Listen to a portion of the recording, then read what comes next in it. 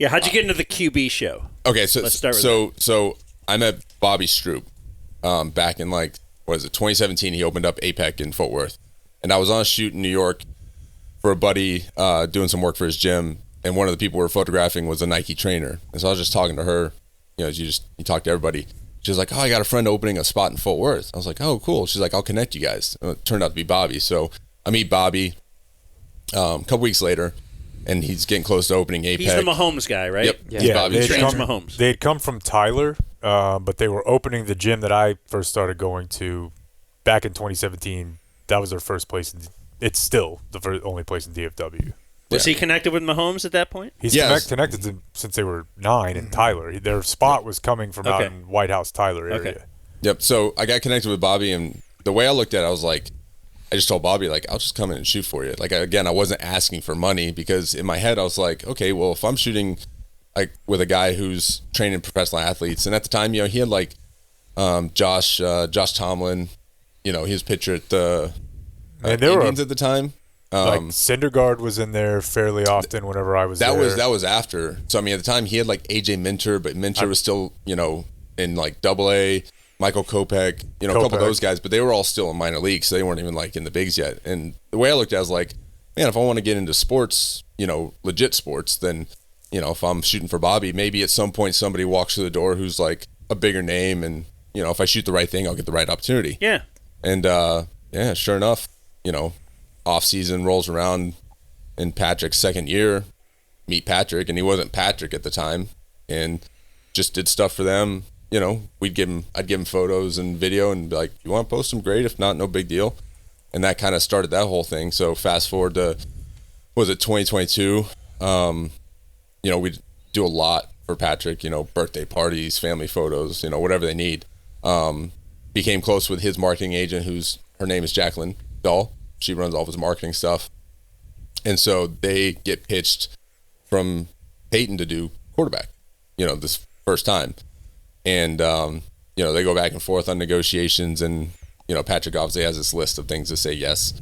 But one of the things that they wanted me to be on his crew because, you spend time in their personal space at the home. They just wanted somebody that they knew, that was familiar with them because they didn't really know how it was going to go. Right. And so that's how I got into shooting for NFL films and because they're going to like that. Okay. Because quarterback is something, it's kind of like Hard Knocks where you might see him at home with their wife and kids. Yeah, you might see him at a restaurant. Yep. You might see him at practice, like everywhere. Yep. And so he knew that and didn't want the NFL or whoever just assigning some Yes. Yep. And idiot we've done cinematographer or whatever. Yeah, we've done a ton of stuff with Patrick at their house. You had previously too. Yeah, just us together. During COVID, because the world shut down during COVID, and Patrick just now they're paying you by then, right? What's that? Patrick. I personally, I don't take money from Patrick. Really? No. Okay, interesting. And that's not from them not offering. I just don't. I know what the opportunities I get because they trust me, and so I'm not going to show up to him, training with Bobby and be like, hey, I need $500. I don't know the specifics, but I think, obviously he pays Bobby, but Bobby has a similar sort of there's a lot of things that come from this, so I'm not going to Bobby's different though because it's part of the world that you always think is weird when you're growing up. Michael Jordan, how come he makes $30 million and he never pays for shoes? Isn't the guy that needs the free shoes the guy that doesn't make $30 million? Anyway, it's a weird bit. But so again, it's not from them not offering to pay. Yeah. It's no, just, I know because you said in the beginning I don't ask for money. Yeah. Okay, so, but I just knew that being his guy will net me so much more. Being the person they trust, right? Yeah. And same with Bobby. And so during COVID, kind of like this. Yeah. He said, I got to have my guy filming me. Yep. I don't want just anybody walking into my house. Exactly. And they so said yes. During COVID, because the world shut down, he only lives 15 minutes from me in the off season. We were having to go to his house 2-3 times a week to get a bunch of VO stuff because nobody could shoot. So they were doing a lot of animated spots. Where's that, around Dallas somewhere? In Westlake.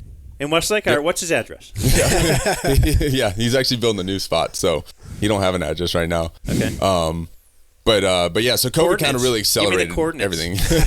It kind of accelerated everything with him being in the house. So what was funny was, he had this qualifying call with the people at NFL Films, the director who was going to be attached to Patrick, and the cinematographer who his name's Phil. He's the what we call the DP, director of photography, for the whole series. And so as soon as I get on the call, because they're probably expecting like, oh man, like Patrick's guy, he's like just some freaking guy.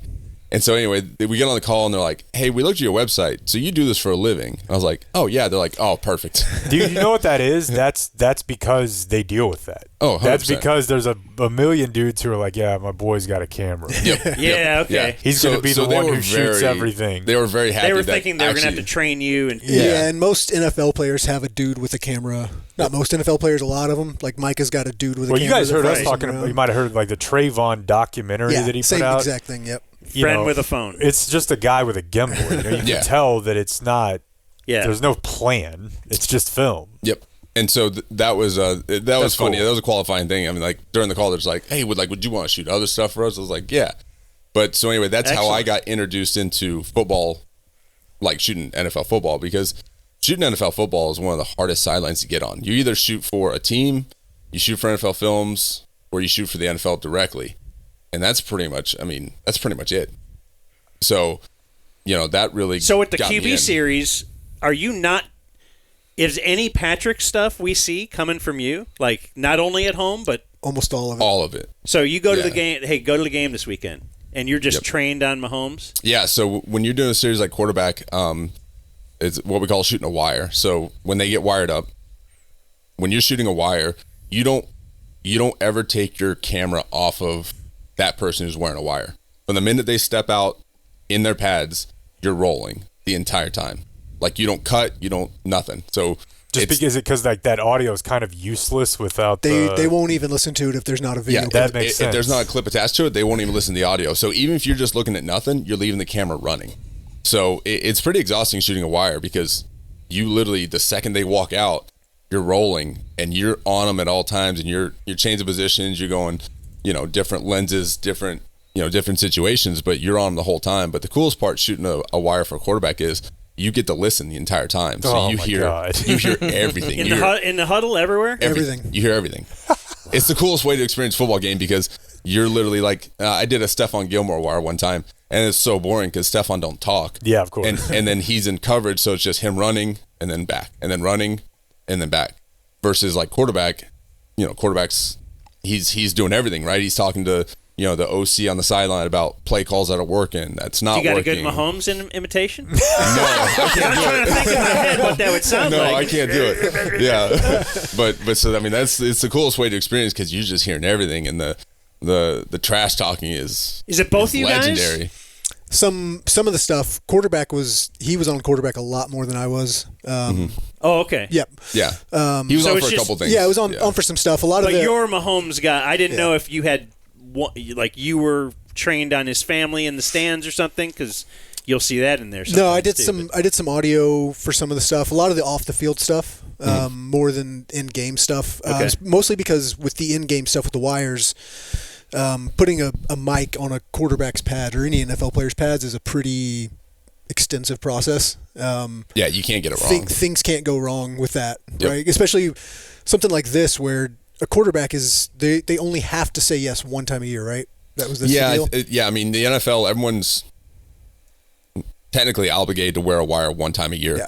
Now, guys can opt out. Like Aaron Rodgers don't wear wires, But yeah, most time it's to see kind of the effects with his own research of the wire that close to your body. Actually, I think what happened was, you remember when was it Randall Cobb who punctured a lung in a game? I forget who it was. It was one of his teammates, like punctured a lung, and he was convinced that like the wire had something to do with it. And so, of course he was. I mean, when you see it's wire, when the way you see it's wire, there's no possibility that that was the reason. But that's kind of the excuse he gives. For a project like this, where Patrick's putting on a wire every single game, if that goes wrong once, like you've got this giant project that's now like in jeopardy. And funny enough, it almost went wrong the very first game. Like we didn't start actually doing quarterback. It didn't get greenlit to like week 3 or 4.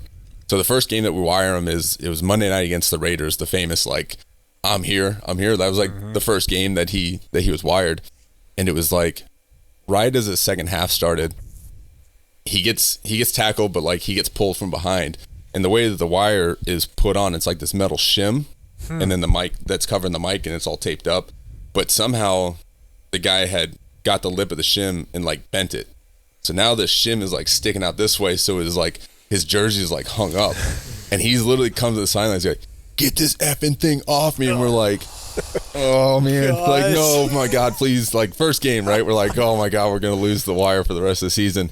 And luckily, like the equipment guy was able to bend it and get it squared away. But we were just like, "This is worst case scenario. Like, this is so bad." NFL Films guys, their audio guys are trained. Like they go through training on how to wire pads that I haven't gone through, and I'm not really willing to. I don't want that liability. So just keep it one guy. Yeah. Yep. So they've got their guy, and then it also became kind of a good luck thing because they won. Like every game, he put that wire on. Yeah. They Yeah. won. His name's Jeff. Yeah. After Jeff came on, like didn't lose a game with him wearing the wire when Jeff wired the pads, so it became like this superstition with us. But so I did a lot of the off the field audio stuff from the series, but yeah. Can you hear other players in the huddle too? Yeah, I mean, you can hear people talking. You can hear the OC talking to them. Anybody in proximity, you can hear it because the wire, the pack is on the back, but the mic comes right to the front. Yeah, right. So anybody in proximity, you can hear them. Did they ever mention Taylor Swift in the huddle? No, that was before Taylor. Yeah. Oh, okay. That was the year before. But you could hear Max Crosby a lot. Yeah. I mean, like because that was a great scene in quarterback. It's just that back and forth. Because that's the game you're talking about, right? Yeah. The one where he chip shots. I mean, he's like, "Come on, bro!" Like, right. Yeah. But yeah, it's funny because like Patrick basically blacks out during games because they would send him like the wires afterwards. The director would put together like a melt of like 45 minutes, and he would just be cracking up because he's like, "I don't remember saying none of this." Right. So he loved listening to wires because he's like, I don't know what the hell I'm saying. So he gets a Are you keeping notes during the game, or do you go back and watch the whole thing again? So I'm not on the post side. I'm just shooting, but like the director will make notes and stuff if he's on site. But a lot of times, like the way it works in the NFL is every quarter a runner comes out and pulls your card. So every quarter you're dumping your card and they're uploading that footage like live. So because you think about how many games there are every week and then how many cameras and how many shows they have. I think right now they have like 7 weekly shows. So they have to start cataloging everything like on the spot. So everything has to get uploaded back to corporate, and you've got a team of people that are ingesting it, tagging, listening to wires, doing the transcript for that. It's crazy. You ever seen you've seen the Randy and the trailer South Park meme, right? Yeah. That would be Dan if he walked in and saw how organized the NFL's archival and back end system is, because it's got to be the best. How much?